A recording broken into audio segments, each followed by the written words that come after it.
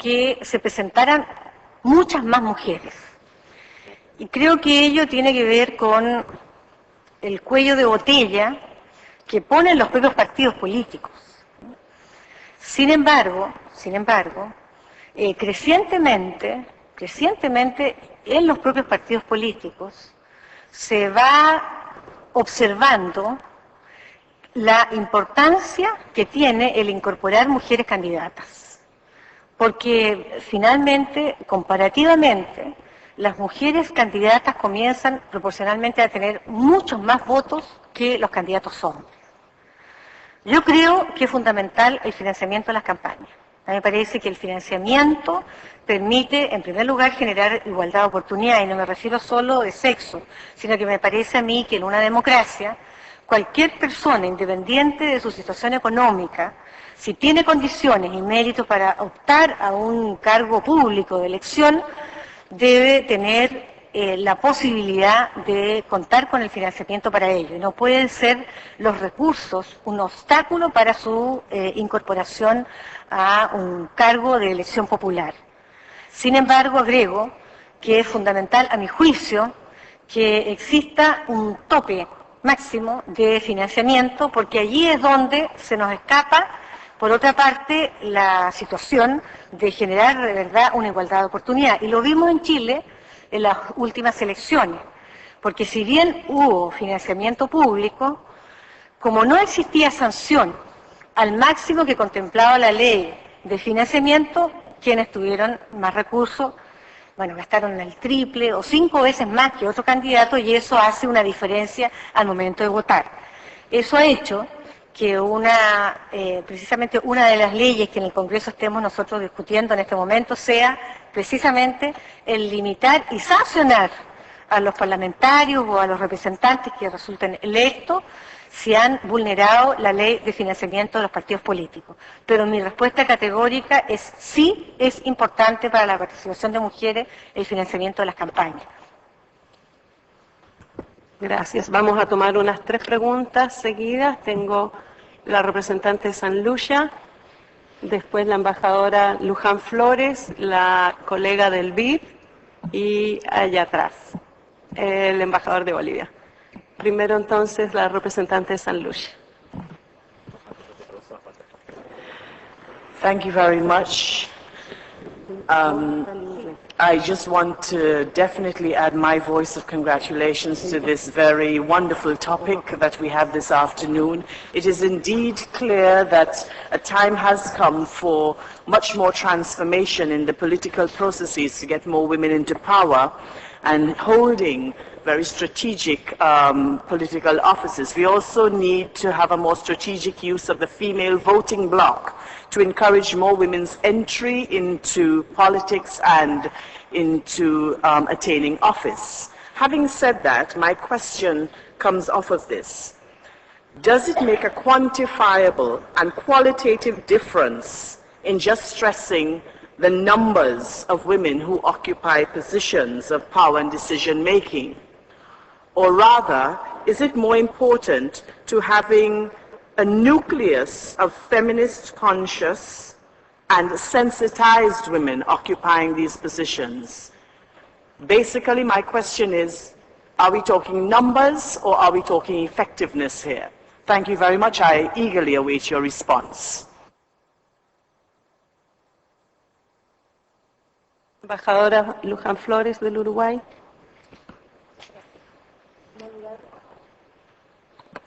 En primer lugar, permítame sumarme a las felicitaciones por su excelente exposición.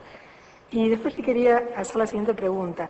Si usted cree que, a partir de lo que expuso, que alcanza con aumentar la participación de la mujer, por ejemplo, ocupar lugares, o si el problema es más estructural y hay ciertos aspectos, como por ejemplo, supongamos, el aspecto normativo que consolida ya el statu quo y que es muy difícil modificar las inequidades con las estructuras actuales.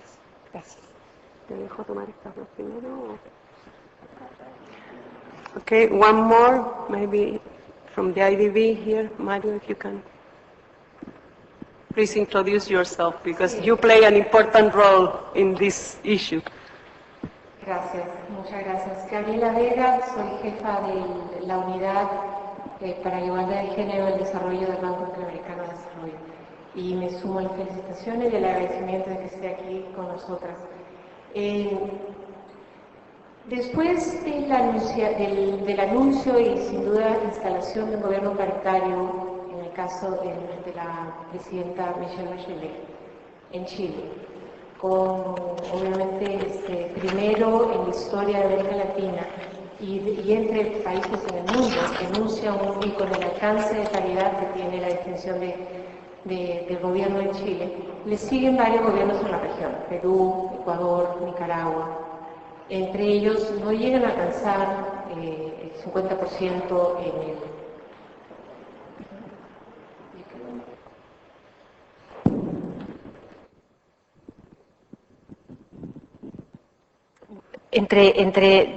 Entre esos países no llegan a alcanzar el 50% anunciado. La pregunta que tengo, y luego de ya un recorrido, aunque sea corto, en el caso del gobierno chileno, existen algunas condiciones básicas que facilitarían una instalación feliz de un gobierno paritario.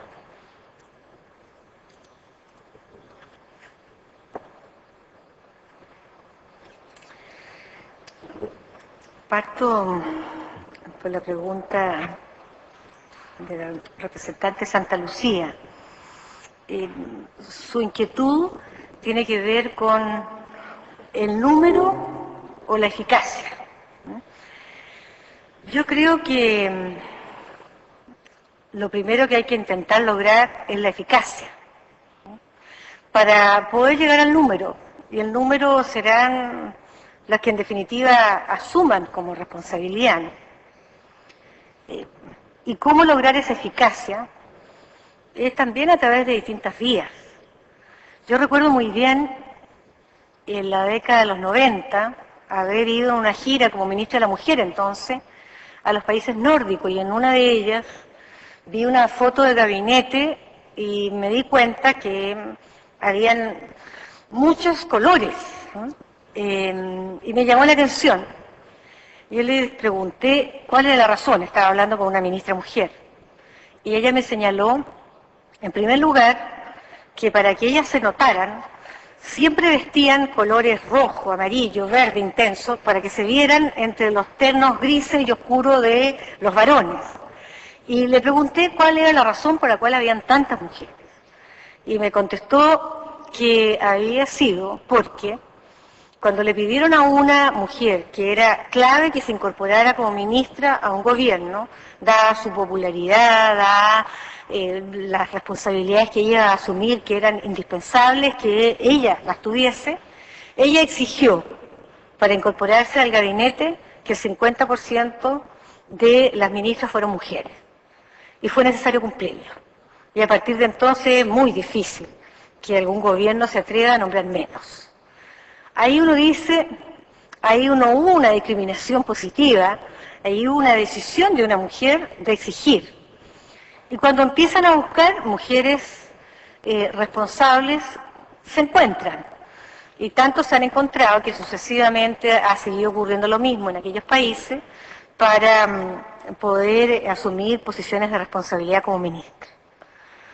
Yo no creo que necesariamente sea la cuantificación lo más importante. Yo no lo creo que sea lo más importante. Yo creo que lo más importante, insisto, es que seamos capaces de poder tener una mirada integradora de la política, una mirada inclusiva, que pueda incorporar de verdad todos los temas.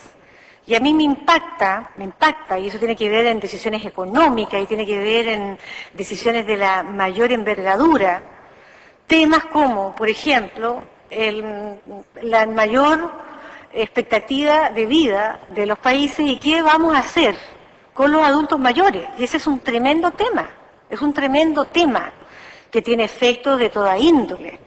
Y yo me pregunto, y al mirar los datos y al hacerlo, ¿quiénes han tomado esos temas como temas de responsabilidad política? son mujeres en el Parlamento. Y permítanme nuevamente citar a la presidenta de Chile, la presidenta Michelle Bachelet. Es el cuarto gobierno que nosotros tenemos, felizmente, luego de recuperar la democracia. Y ella señaló durante su campaña, y ya envió al Parlamento, que ella quería ser recordada como la presidenta de Chile que se preocupó de los adultos mayores. En el Congreso está la reforma previsional. Entonces, cuando hay una preocupación, que sin duda está del crecimiento del país, porque sin crecimiento no hay políticas sociales, crecimiento y cohesión social, pero dentro de esa mirada de cohesión social está lo intimista, está lo integrador, está lo que hace al final del día lo importante en la vida de las personas. Si no nos preocupamos de la tercera edad, en donde cada vez vamos a tener mayor cantidad de personas en dicha condición, es un tremendo problema para los países, es un tremendo problema. Así como es un tremendo problema el que no generemos igualdad de oportunidades en nuestros niños si es que no tenemos posibilidades de educación preescolar. Y ahí hay dos miradas, en dos temas fundamentales que tienen que ver con una mirada mucho más inclusiva de macro y de micro al momento de encontrar las respuestas. La representante de Uruguay nos pregunta si es más un problema estructural. Yo creo que sí, que hay un problema estructural, que hay un problema de cultura. Permítanme que lo refleje en una anécdota. Una colega parlamentaria, más joven que yo, me relataba en qué consistía su vida como parlamentaria. Y su vida como parlamentaria consistía, ella tiene niños pequeños, en que, como ocurre con frecuencia en el mundo político, cuando se prorrogan más allá de las horas habituales las sesiones, ella corre a su casa, acuesta a los niños, le da comida, come con el marido y casi le pide permiso para volver a trabajar.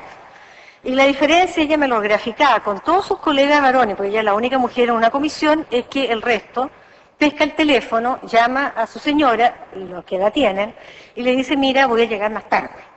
Y la verdad que eso hace una diferencia fundamental, porque en muchas de ellas es casi como un permiso adicional que tiene que cumplir para abandonar su rol, ¿eh? Y así lo siente, y así se lo hacen sentir. Yo fui la primera mujer ministra en el gobierno del presidente Elwin. Y todas las entrevistas de prensa, todas, pero no hubo ningún periodista o periodista en medio escrito, en la televisión, que no me hiciera entre la primera o la segunda pregunta, ¿cómo se las arregla usted para ser ministra y tener 3 hijos? Y cuando ya era como un mes y medio, llegaba como ministra y me hacían siempre la misma pregunta, yo le dije, pero ¿por qué no le hacen la misma pregunta al ministro Echegaray, que era el ministro de Vivienda, que tiene 7 hijos, yo solo tengo 3? ¿Ah? Y nunca le habían hecho la pregunta al ministro que tenía 7 hijos, que debe haber sido mucho más difícil que 3. Entonces, allí uno se da cuenta que hay un tema estructural, ¿ah? Y que las periodistas mujeres se rieron, al igual que usted, pero se dieron cuenta que indirectamente le están cargando a la mujer solamente la responsabilidad de los hijos, y jamás se le ocurre a un hombre ministro preguntarle cómo se la arregla con sus hijos. No se ocurre en una sociedad preguntarle, ¿ah? O pregunten ustedes en un grupo la definición. A ver, presentémonos. Y yo les aseguro que la mayoría de nosotros va a decir, mire, soy embajadora, soy mamá, sé que mamá, tengo 2 hijos, y por ahí va a seguir. Yo hice el ejercicio varias veces. Y en el caso de los varones soy embajador, soy médico, y por ahí por el 7º categoría venían los hijos. Y eso es también un tema estructural. Es por eso que yo insisto, ni con ley de cuotas, ni con obligación de número, sino que con un cambio cultural que nos va a permitir hacer todos más felices. Yo insisto, esto va a poder ser superado. Y ojalá que en el 2052, como nos dice Irene, seamos capaces de estar más presentes. Gabriela nos pregunta, bueno, ¿cuáles son las condiciones básicas para que sea posible en un gobierno? Única y exclusivamente voluntad política. Solo voluntad política. Porque cuando en el recorrido de